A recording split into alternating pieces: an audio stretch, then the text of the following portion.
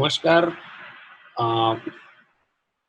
आज के इस भगवत गीता वर्ग में आपका सभी का हार्दिक स्वागत है। आज हम एक नया विषय, एक नया विचार यहाँ पर लेने वाले हैं। वह जो श्लोक है वो 18th अध्याय का 62वां श्लोक है, 62nd shloka of the 18th अध्याय। पहला हमने जो है वो 61वां श्लोक किया। अभी मैं 62वां श्लोक स्लाइड पे डाल रहा हूँ और इसकी भी हम संख्या लेंगे आज, क्योंकि it is a continuous discussion. और मुझे लगा कि 62वां श्लोक भी इतना ही इम्पोर्टेंट है जितना 61वां श्लोक है, तो इसलिए इसको भी हमने यहाँ पे कवर किया है। आपके लिए मैं थोड़ा स्क्रीन में तो ठीक से डाल देता हूँ। सॉरी, मैंने लास्ट मोमेंट इसको डाला है। कोई बात नहीं, हम संख्या कर सकते हैं। यस, तो शुरू करेंगे। हाँ जी। तमेव शरणं गच्छ, तमेव शरणं गच्छ, सर्वभावेन भारत, सर्वभावेन भारत। तमेव शरणं गच्छ, सर्वभावेन भारत। तत्प्रसादात् परां शान्तिं, तत्प्रसादात् परां शान्तिं, स्थानं प्राप्स्यसि शाश्वतम्, स्थानं प्राप्स्यसि शाश्वतम्। तत्प्रसादात् परां शान्तिं, स्थानं प्राप्स्यसि शाश्वतम्। पूरा श्लोक करेंगे। तमेव शरणं गच्छ, सर्वभावेन भारत, तत्प्रसादात् परां शान्तिं, स्थानं प्राप्स्यसि शाश्वतम्। अब इसका चिंतन होने के बाद हमको बहुत सारे रसप्रद प्रश्न आ रहे हैं आज, तो उनके भी जवाब देखेंगे।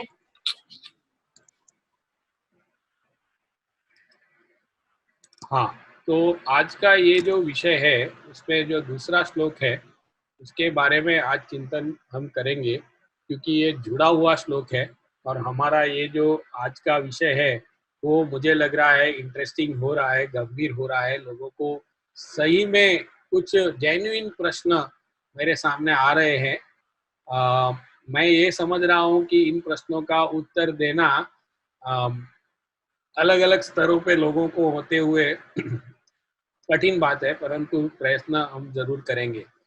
तो भगवान दूसरे पहले कह रहे हैं कि ईश्वर सर्वभूतानां हृद्देशे अर्जुन तिष्ठति ब्राह्मयन सर्वभूतानि यंत्रारूढ़ानि मायया। यंत्रारूढ़ानि मायया हम लोग हैं, तो हम क्या कर सकते हैं? तो बहुत बढ़िया कह रहे हैं, तमेव शरणं गच्छ, उनके शरण में जाओ। कहाँ जाओगे? हृद्देशे, अपने हृदय के अंदर जाओ। Go deep inside yourself. बाहर कहीं जाने की आवश्यकता नहीं है, बाहर कुछ ढूंढने की आवश्यकता नहीं है। भगवान ने ऑलरेडी कह दिया है सीक्रेट कि वह कहाँ बैठे हुए हैं। तमेव शरणं गच्छ, सर्वभावेन भारत, सभी पूरी भावना से उनके शरण में जाओ और उनके शरण में झुक जाओ और विलीन हो जाओ उनके अंदर। ये बहुत बढ़िया बात उन्होंने कही है। कहीं ना कहीं मुझे लग रहा है कि वो कहना चाहते हैं कि अपने आप का शोध लो। मैं जितने लोगों से चर्चा कर रहा हूँ, चाहे वो इंडस्ट्रियलिस्ट हो, चाहे अध्यात्म में जुड़े हुए लोग हो, चाहे विभिन्न क्षेत्रों के लोग हो, मुझे एक बात समझ में आ रही है कि उनको अपने आप के बारे में बहुत कम पता है। They know very little about themselves, they know very much about the world. विश्व के बारे में बहुत चीजें उनको पता है। ज्योग्राफी पूछ लीजिए, हमारे प्रथम जी प्रथम प्रश्न में ही उत्तर दे देंगे। अब अन्वेष जी अपने जो है वो तुरंत दे देंगे उत्तर, मैत्री दे देगी।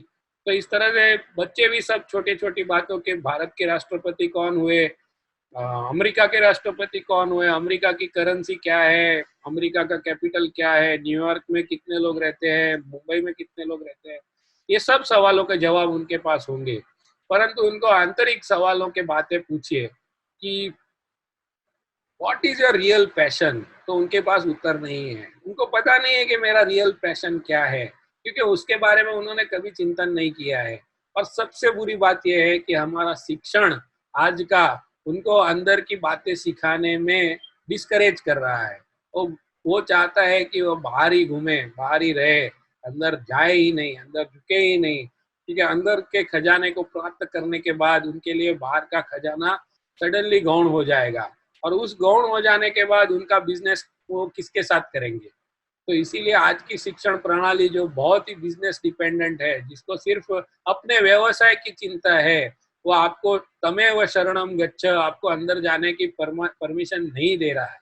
वो आपको बोल रहा है कि आप बाहर ही रहिए, मजे में रहिए, हमारे एसएल वर्ल्ड में आइए, इमेजिका में घूमिए, मूवीज देखिए, देश विदेश घूमिए और देखिए, शायद आपको आनंद मिल जाएगा।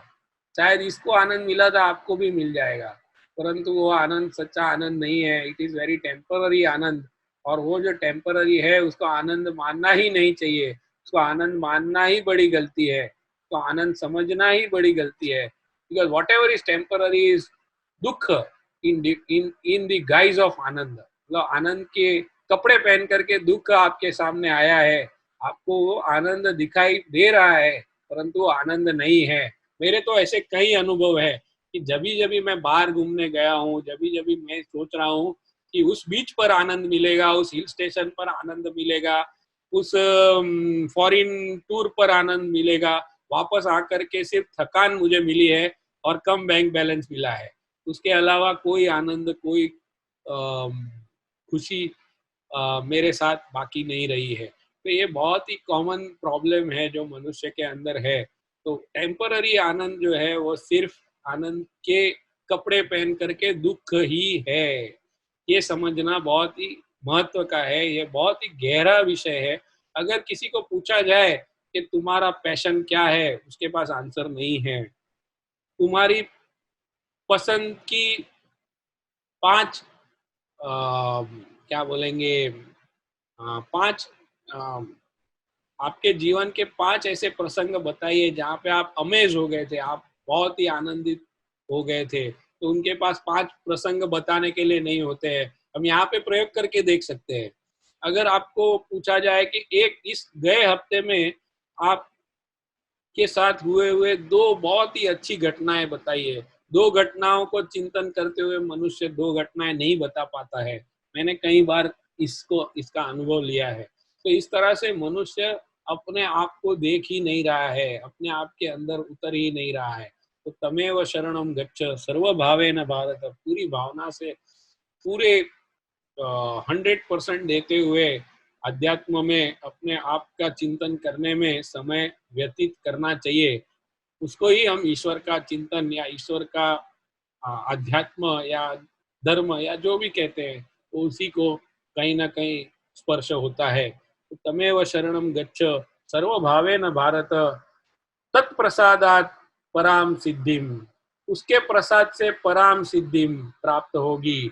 सिद्धि तो हमको बहुत मिली है। यहाँ पे बैठे हुए हर एक व्यक्ति के घर में पंखा चल रहा है, एसी चालू है, उसके पास स्मार्टफोन है, उसके पास सारी फैसिलिटीज है, परंतु कहीं ना कहीं भीतर उसके अंदर एक ऐसी बात है कि कुछ और करना है, कुछ और पाना है जो नहीं मिल पा रहा है, कुछ तो और कमी लग रही है। वो कमी जो है वो प्रसाद की कमी है। प्रसाद मतलब कि आनंद की कमी है। और वो जो प्रसाद है वो सिर्फ भीतर से मिल सकता है। वह रस का झरना जो है वो अंदर है, वो अंदर ही छुपा हुआ है। उस रस के झरने को ढूंढने के लिए हम विश्व भर घूम रहे हैं। तत्प्रसादात, उस प्रसाद के बिना, उसके प्रसाद के बिना, उस ईश्वर की झलक के बिना जीवन अधूरा ही अधूरा दिखाई देगा। चाहे वो कोई भी हो, उसके अंदर कुछ ना कुछ कमी, इनकम्प्लीटनेस उसको फील होगी। हमने ये कल पहले भी चिंतन किया है और आगे भी करेंगे कि जो ईश्वर है वही सिर्फ पूर्ण है, बाकी सभी अधूरे हैं। और उसका अनुभव, उसका स्पर्श जब तक नहीं होगा तब तक उस अधूरेपन का अनुभव हमारे अंदर चलता रहेगा।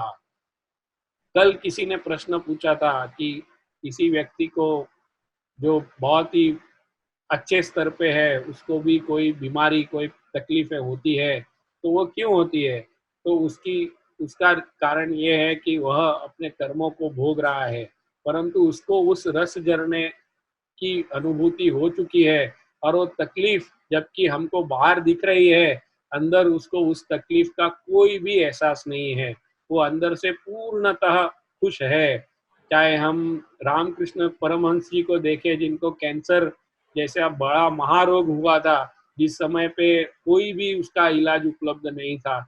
हम रमन जी महर्षि को देखें तो स्वामी राम को देखें तो उनको भी इसी तरह का कोई रोग हुआ था।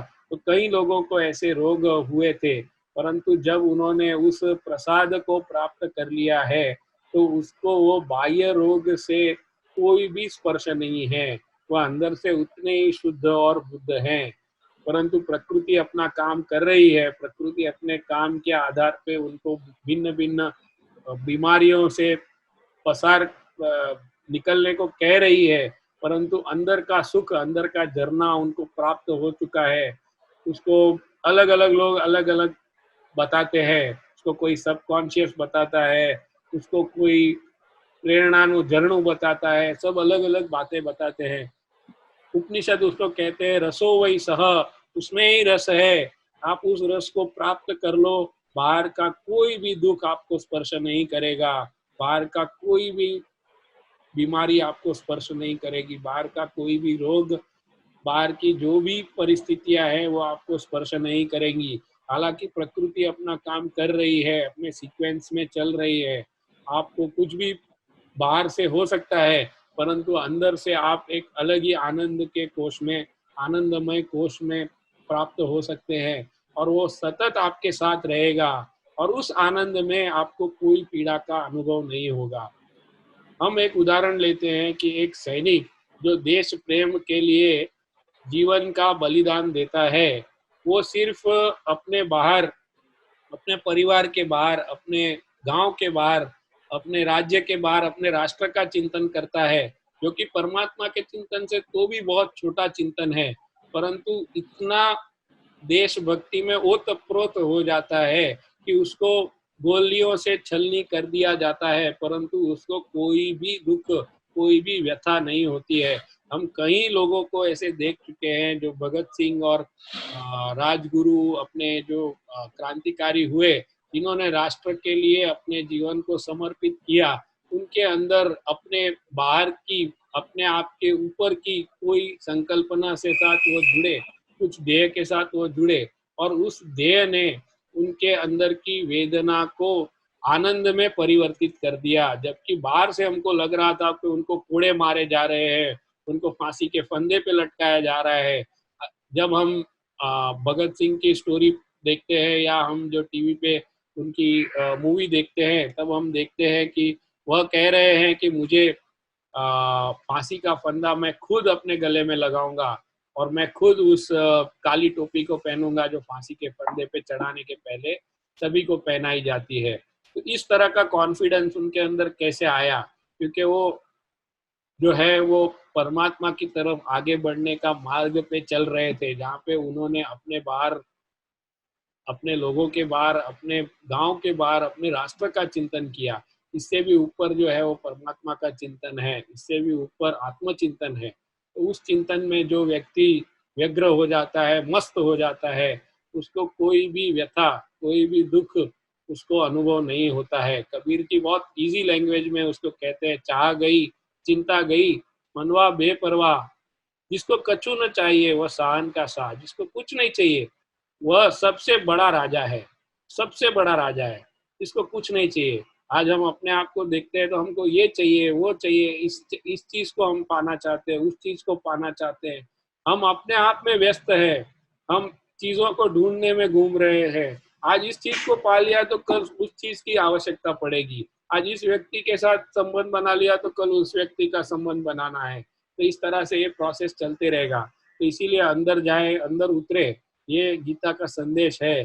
तत्प्रसादात् पराम शांतिम स्थानम प्राप्स्यसि शाश्वतम, you will find the permanent place once you get inside yourself instead of going outside yourself. आप कंटिन्यूअसली इसके बारे में चिंतन करें, 18वां अध्याय बहुत ही सुंदर अध्याय है गीता का। पूरी गीता का सीमावलोकन हम 18वें अध्याय में कर पाएंगे, हम देख पाएंगे 18वें अध्याय में।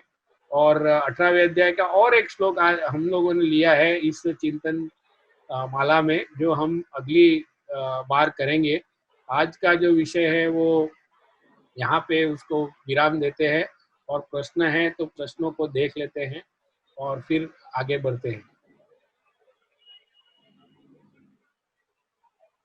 धन्यवाद मितेश जी, बहुत सारे प्रश्न तो आ रहे हैं और बहुत आनंद आ रहा है। जैसे आप बता रहे थे कि अंदर झांक के देखना, ये आज का संदेश है। और अब ऐसा, जैसे शुरुआत में ही आपने सबको साधक का होदा भी दे दिया है, तो अब ऐसा अनुभव भी हो रहा है कि हमको इस चिंतन को आगे अपने स्तर पे करके उस रस को खोजने की कोशिश जरूर आज ही शुरू कर देनी चाहिए। और आज की परिस्थिति में देखा जाए तो वैसे भी बाहर जाना मना है, तो ये बहुत अच्छा समय है कि जब हम अंदर की यात्रा शुरू करें और कुछ ना कुछ इसमें से पाने का प्रयत्न करें। प्रश्न बहुत सारे हैं हमारे सामने। आज के अभी समय जितना हमारे पास है, उसमें हम कितनों को उत्तर दे पाएंगे, आप देखिए। हम लोग जो है वो प्रश्न में उतर सकते हैं, परंतु ये एक लंबा सफर हो सकता है, क्योंकि हमने गीता के 700 श्लोकों में से अब तक 7 श्लोकों को भी स्पर्श नहीं किया है। बहुत लिमिटेड विजडम अपने पास आया है, तो भी हम प्रश्न पूछने के अधिकारी हैं। जैसे अर्जुन ने प्रश्न पूछे हैं, और उसने तो 2 टुक प्रश्न पूछे हैं, जहाँ पे वो कहता है कि व्यामिश्रेण व वाक्येन बुद्धिम मोहयसीव में, मुझे कंफ्यूज कर रहे हो तुम, मुझे मुझे मेरी बुद्धि को तुम भ्रमित कर रहे हो। तो आपको भी पूरा छूट है, आप भी प्रश्न पूछ सकते हो। तो बढ़िया प्रश्न यहाँ पे आए हैं। वृंदावन गोकुल जी का एक प्रश्न है, we are dependent on god but karma they give in our hand. ये भी बहुत ही बढ़िया प्रश्न है। तो कर्म की थियरी जो है वो अपने आप में एक विशिष्ट थियरी है। इसमें हम 2 भाग करके विषय को ले सकते हैं। एक भाग ये है कि आत्म स्वयं, और दूसरा भाग ये है कि करने वाला मैं। ये 2 हैं। तो एक है जो देखने वाला मैं है, और एक है जो करने वाला मैं है। इन दोनों मैं को अलग करके देखना होगा। करने वाले मैं के साथ हम कर्म की चर्चा कर सकते हैं, और देखने वाले मैं के साथ हम अध्यात्म की चर्चा कर सकते हैं। करने वाला जो मैं है वह प्रकृति से बद्ध है, मतलब कि वह प्रकृति के चक्र को जैसी गति चाहिए, जो प्राप्त करना है, उस प्राप्ति के कार्य में जुटा हुआ मैं है।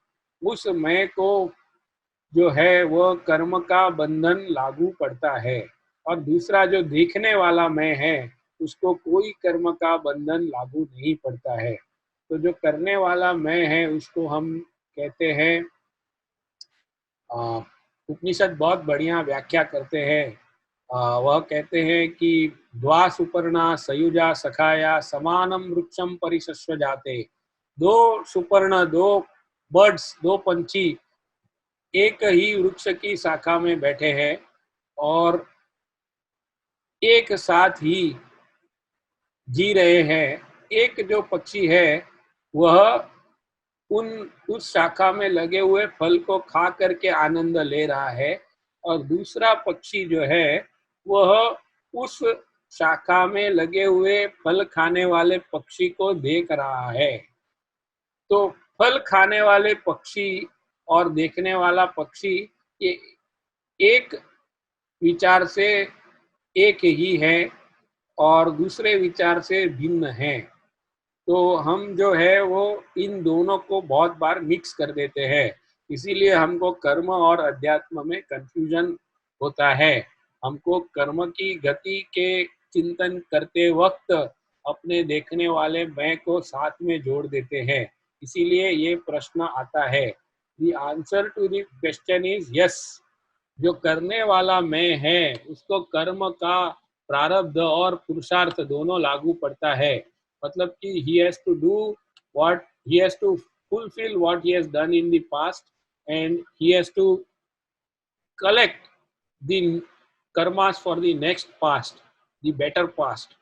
और दूसरा जो भाग है वह कर्म करते करते वह किस तरह से देखने वाला और करने वाला मैं में विभाजन करके चलता है, जिसमें वह रिस्पॉन्स मैकेनिज्म को चेंज कर सकता है, जो आने वाले कर्म हैं उनको कंट्रोल कर सकता है अगर वो देखने वाले मैं और करने वाले मैं को अलग अलग रख सके। तो द्वा सुपर्णा सयुजा सखाया समानम वृक्षम परिशस्व जाते तयोरेकस पिप्पलम स्वादुवत्ति अनशनन अन्य अभिचाकशीति। दूसरा जो है वो खाने वाला मैं है और ये जो मैं है वो देखने वाला मैं है।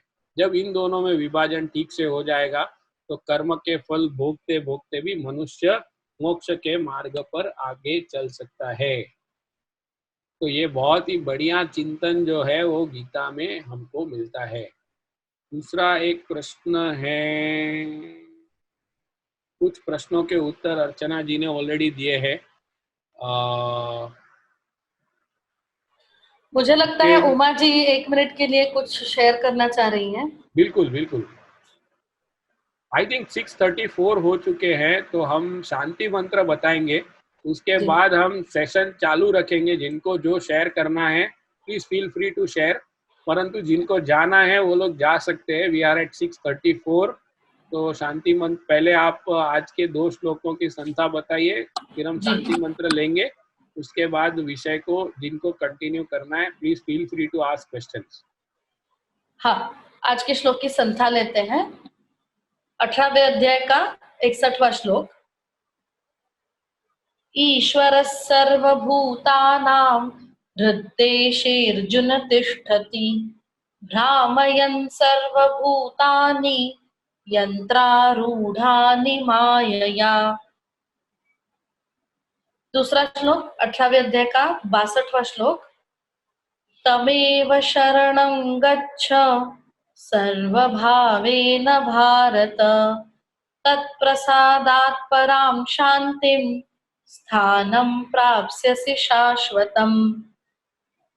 शांति मंत्र भी करते हैं। सर्वेत्र सुखिनः सन्तु सर्वे सन्तु निरामयाः सर्वे भद्राणि पश्यन्तु मा कश्चित् दुःखभाग् भवेत्। ओम शांति शांति शांति। अभी जो अपना कुछ भी शेयर करना चाहते हैं feel free to share. Uma ji कुछ शेयर करना चाहती है तो उनको हम माइक देंगे, और जिनको जाना है कृपया आप जा सकते हैं, बिकॉज 6:35 हो चुके हैं। उमा जी को मैं पैनलिस्ट बनाता हूं और उनको हाँ, उमा जी अभी कुछ जो भी बताना चाहती है फील फ्री।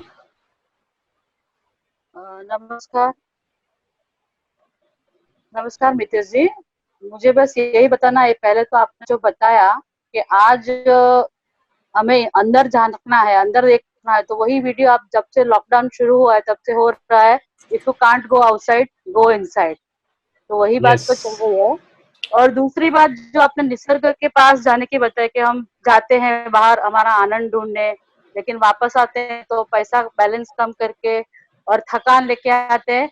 तो एक पॉइंट ऑफ व्यू हुआ। दूसरा एक पॉइंट ऑफ व्यू ये भी हो सकता है कि जितना हम निसर्ग के पास जाते हैं उतना हम ज्यादा हमारे अंदर जा सकते हैं, अंदर देख सकते हैं, प्रोवाइडेड वो पर्सन के पास उतना ऐसा आउटलुक होना चाहिए और वो अपनी थकान मिटा कर भी आ सकता है। वो अगर निसर्ग का ज्यादा से ज्यादा आनंद ले और वो अपने अंदर जाके निसर्ग में ईश्वर का जो दर्शन करके आए, भगवान की निर्मिति है और इतने सुंदर पहाड़ है या वृक्ष है या नदियां है, समुद्र है, बीच है, वो अगर उसमें भगवान को देख के आए और खुश होके अपने अंदर झांक के आए तो अपनी थकान मिटा के भी आ सकता है, चाहे उसका बैलेंस थोड़ा कम हो जाए। सही बस बात यही है, बात वो दृष्टि दृष्टि की हमें बात है। हमारे पास होनी चाहिए।